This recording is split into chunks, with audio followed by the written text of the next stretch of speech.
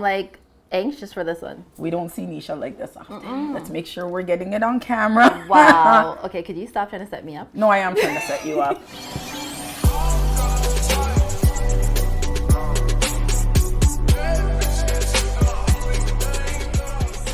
Hey guys, welcome back to our channel. We're so happy to have you. Guys, before we start, make sure that you subscribe to our channel and turn your notification bell on. Please. So that whenever we upload, you get to see our lovely faces. Yes, and you get to hear our fabulous voices. Okay, so don't forget to do that. So get your wine, your alcohol, get your food, come Get and your sit. wine, your alcohol. Yeah, I don't know, your beer, your rum, I was your trying. vodka. I was trying to make fun of you, but then I thought about it. My bad. I'll take the L. And get your food and come and sit and eat and listen to us. So today I'm having dessert. This is a cinnamon bun, and Bernice is having pizza. Yes. She's already started. Yes, as you guys can obviously tell, I don't waste time. But I've already had my meal and I wanted something sweet. So I'm just gonna have this cinnamon bun. I'm gonna share it with you. Do you want some? Do I ever say no to food? Like, what a question. So our topic for discussion today, guys. So a while back we did a unpopular opinions video, okay?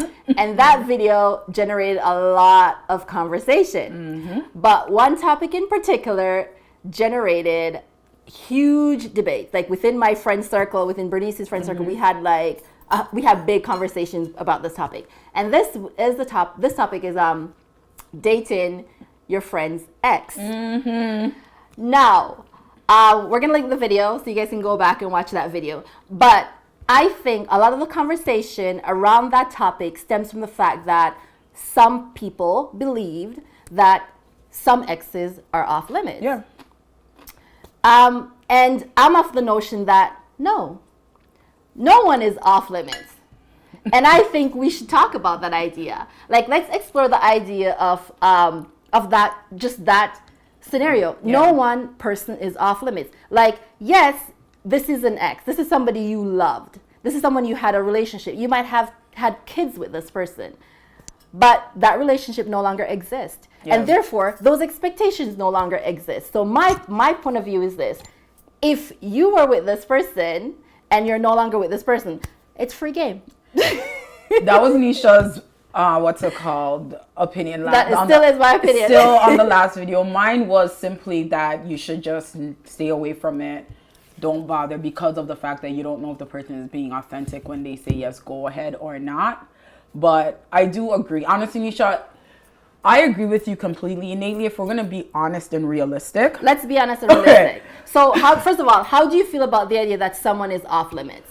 Realistically, I don't believe anybody is off limits. However, because of there's stipulations. The nuances that's attached to going forward with something like that, that's where I would be like, no. Like I said, like, I don't want to be saying, okay, I see your ex, I might be feeling him, and then I come to you, and you're like, yeah. But you could be that person, like we discussed in the other video, that, okay, you could be authentic, or the other person may not be. Okay. So. That being said, okay, this is where I'm coming from, people. Let's try to hear where I'm coming from. Even if your friend is upset with the idea that you're going to be dating someone whom they were in love with or had a relationship with, that should not stop you from getting with this person. Do you understand what I'm saying? And so if I'm going to say to you, Bernice, that no, you can't be with this man because he's off limits, I'm probably saying that out of fear. Yeah, out of fear, because let's be clear, you do not want to be treated better, or you don't want to see that I was treated better than you. That's what it really comes down to, though. But you have to accept and recognize those feelings. People really do hold on to these type of feelings, and they're not able to reconcile and move on. So that in itself becomes that issue. Oh yeah, and as a friend, okay, as a friend, you're gonna tell me now that you're my friend, eh? Yeah. And you're gonna say, no, I don't want you to date my ex. Yeah. But the reason behind you saying you don't want me to date your ex is simply because you're first of all, you're afraid that you're gonna get treated better than me. Yeah. So your ego is at play here. Of course, my ego's at play. But you know what though? I think that's. But Nisha, ultimately, that's what it really comes out. Is that egotistical fear that, okay, they're gonna go on and treat you better, right? While I have to sit here and actually watch it and see it happening. And then that depleting self-talk comes in. Like, this is where the confidence issues comes in, where it's like, what does Onisha have that I do not have?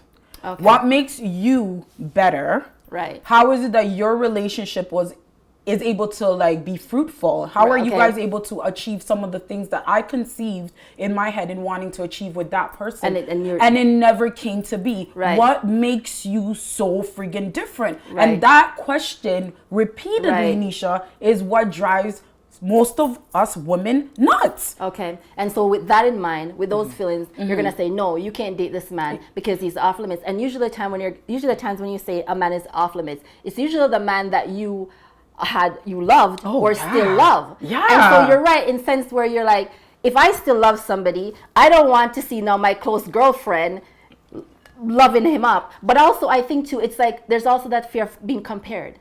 Right? Oh yeah. It's like, you're gonna probably be thinking, oh, is the sex better with Nisha? Oh, he must think Nisha's better than me when it comes to this. And like, you know what I mean? And then honestly, Nisha, like I said, even watching you, it's like, so when I asked you to do this, it took you 6 months.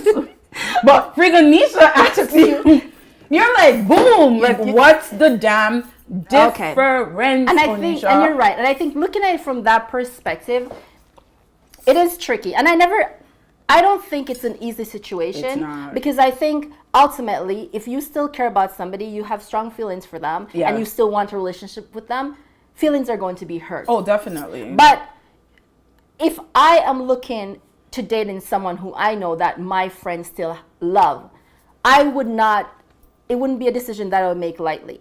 You understand? There are nuances, of course. Oh, yeah. So definitely. I wouldn't, if I know that my friends still love this man, I wouldn't say, yes, I'm going to date him anyway. I would probably examine my friendship and how important that friendship is to me before making that decision. Right? However, if it's been like 5, 10 years, that's going to come into play too, because I'm going to look at the length of time that they've broken up. You know?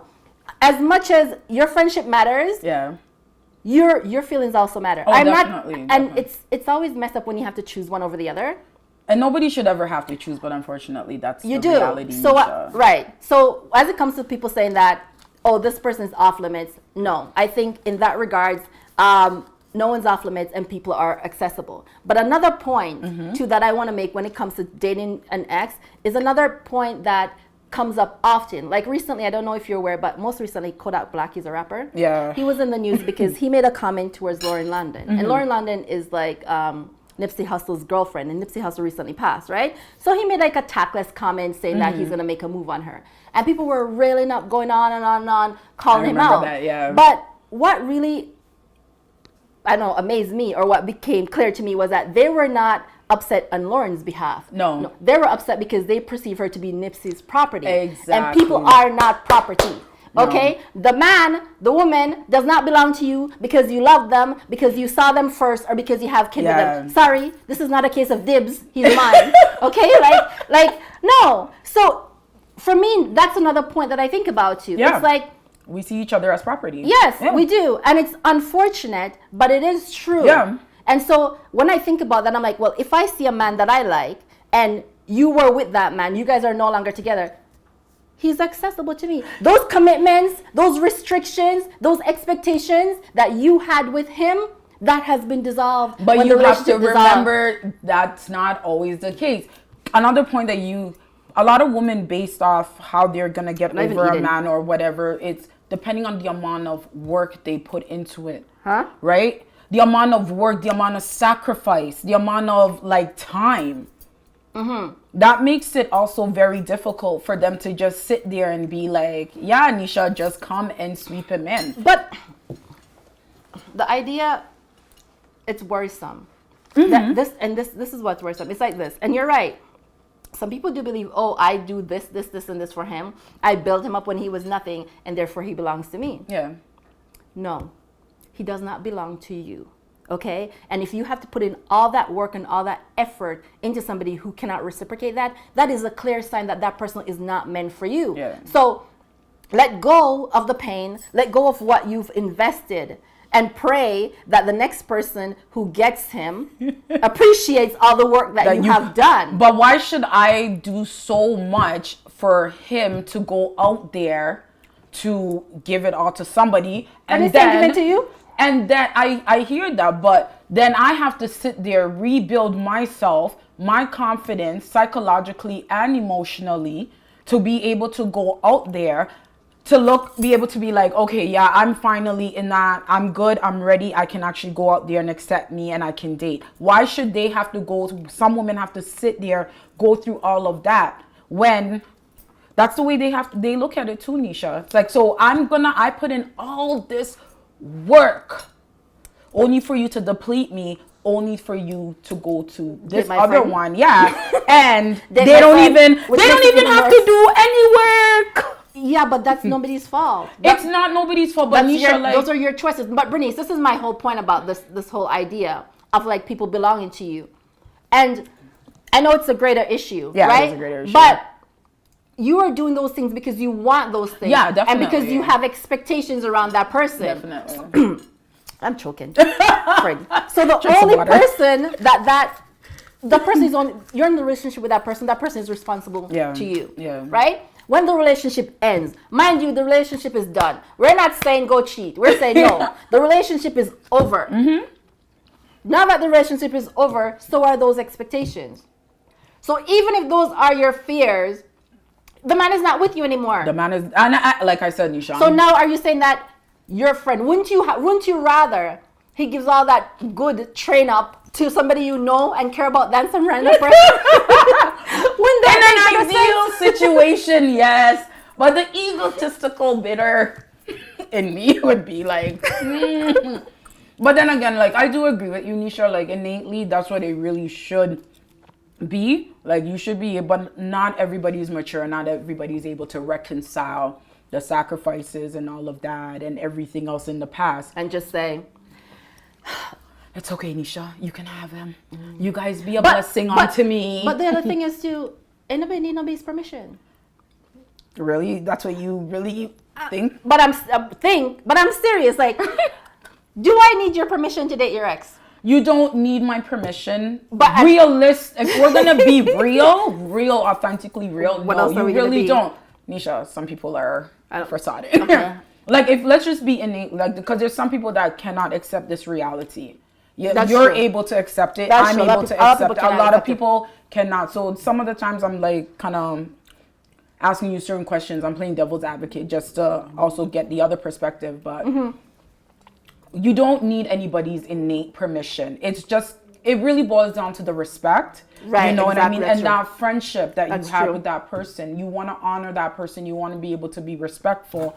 And therefore, thus, you would ask. But not, like I said, I do agree with you. It doesn't have to be where, Nisha, like, I have to come to you. But it's out of respect why I need to come to you. Right, yeah. And I understand that. Because I think that that point, you make a great point when you touch on that. Mm-hmm. Because if we're friends, and I'm developing feelings for your ex-boyfriend, the ghostly ones, yes, then I would want you to know. Yeah. I would want to have a conversation with you because the relationship matters to me. Yeah. And I would really want to see where you are in terms of getting over him, because that will probably help me make a decision. But I'm going to say this for the people who simply cannot accept it. I think the reality is it's really not your, nobody needs your permission. Like, it's not for you to decide that it is okay or it's not okay. Yeah. So I think if you're the type of person whom this to you is hands off, they're off limits, you can't move forward with this, I think you really need to figure out what it is about this whole situation that bothers you so much, right? Definitely. And is it that, like you said, is that just that deep resentment or jealousy or sense of betrayal that this man whom you've invested so much in is now going to go to this person, and worse, is somebody that you know? Yeah. this person understood your struggles, your joys, your highs, your lows. And so is it that connected to that sense of betrayal, or is it that sense of ownership? Like you think that this man belongs to you and therefore he should not be with anybody else that you can see. It's a little bit of both. What you don't know is fine, but what you know. Yeah, won't hurt you. And if it's those things, then you need to really find a way to process this and move on. Because if the relationship has already ended, you are really like stunting your own growth by being stuck on a person who clearly is not stuck on you. And they moved on, and they're showing you that they've moved on. So I agree with you completely. So it's like it doesn't matter whom they've moved on to, right? But I understand that when it comes to friends and sisterhood or brotherhood, there are codes, there are bonds, and I know certain people do feel strongly that this is one of those codes. Yeah. That being said, I think you have to look at it from the point of view of whose permission do you need to make your decisions? Because if you feel like you can just do whatever you want, then you have to also pass that expectation on to somebody else. Yeah. Do you understand what I'm saying? I do. Like you can't say, I can date whomever I want to date, but you can't date my ex. Yeah. That's not how life works. No. So I don't know. I agree with you, but at the same time, like you do have to recognize that everybody's maturity level and how they process things and how they internalize things is very different. And when it comes to the whole relationships and ex situation, it is a fine line to a certain extent that we, you know what I mean? So it just also too depends on your type of friendship with your friend. Like there are just certain friendships where they don't even like, you know what I mean? And then you have that type of friendship where it is a norm, you know? And then you have that friendship where it's like, okay, this is new to me. How are we going to cross this bridge? Right. So I just think it depends on the type of friendships, the people around you, your morals and values in terms of how you really want to go ahead with that. But with that being said, Nisha, like the nuances attached to the whole dating of your ex thing, the list, if we really wanted to sit here and go down that laundry, too many. It's way too many, but it really does boil down to the respect. That's true. And setting in boundaries, understanding how you guys are going to behave when you're all in the same space. Yeah. I think that's important as well. Yeah. But another thing that I want to touch on briefly is it's going to impact the relationship period. Oh, definitely. The relationship that you have with your friend is going to be affected one way or another, right? But I do feel that if I was in a situation where, for example, your ex, okay, that I was attracted to your ex, and I decided that I wanted to go and have a date with your ex, and I was like, you know what, Bernice has been with this man, they've been together for X amount of years. It's been 5 years now since it's over. 5 years is my threshold. It's a good length of time for me. You guys are hearing this? It's been 5 years now that it's over. I'm gonna have a conversation with Bernice and see where she is and see. And in the conversation with you, you expressed to me that you're over this man, you don't care, blah blah whatever. Yeah. But then she's like, I'm over him, I don't care. And then when I say to her, okay, I'm gonna date him, she suddenly starts to behave in a certain way. That is going to make me look at you as a friend in a different way. Yeah. Right? And I think people have to understand it works both ways. Like. There's no need for you to play the victim in a situation when you really aren't the victim. Yeah. You understand? Yeah. Like, you and this man are done. So why do you want people to feel sorry for you or make it seem like someone is intruding on something that belongs to you? I hear you, but okay. When you said depending on, oh my God, I just forgot the point that I was gonna make. Have some wine. Let me see if I'll bring back my memory. Oh my gosh, Nisha. It depends on how you bring it up to the friend and giving them that reaction time. So yes, you tell me, okay, Bernice, I want to date your ex. I might start to be like, no, that's kind of, it might not necessarily mean that I don't want you to date him based off of the reaction that you're getting. It's just that, okay, it's like, wow, Nisha, I never thought you like so-and-so. And now I need that time maybe to just really sit down with myself and reconcile certain things and be like, okay, depending on my maturity level and where I'm at, I might come to you and be like, girl, do your thing. Right, or I might come back to you and be like, yeah, you might not be with it. Like, what the hell do you think you're doing? You know what I mean? So it just depends. So your approach and delivery. Yeah. So, like, obviously, guys, it's not a simple issue. And it's not about right or wrong, but I think it is important to consider people's feelings in the situation. But also, when you're considering what's good for other people, you need to consider what's good for you as well. Yeah, definitely. And you can't make decisions that impact your life on a personal level that have far-reaching consequences based on just how one person is going to feel, right? So, that's our take on the issue. I'm sure, as Bernice said, there's a laundry list of other things that we could have gone into, but in the essence of saving time and not repeating ourselves, we're gonna stop here. Now, this actually was inspired by comments in our, as I said, our unpopular opinions video. So, thanks, guys. So thank you guys for commenting. Thank you guys for continuing the conversation with us. And thank you guys for watching us and participated in our discussions. So take care. Like, subscribe, and share. And always remember, do what makes you happy. But like Nisha said, consider people's feelings and have that dialogue, especially in cases like this. Have that conversation with your friend. It's going to hurt. It might just pull you guys apart or maybe bring you guys closer together. You never know, but just have the conversations. Bye.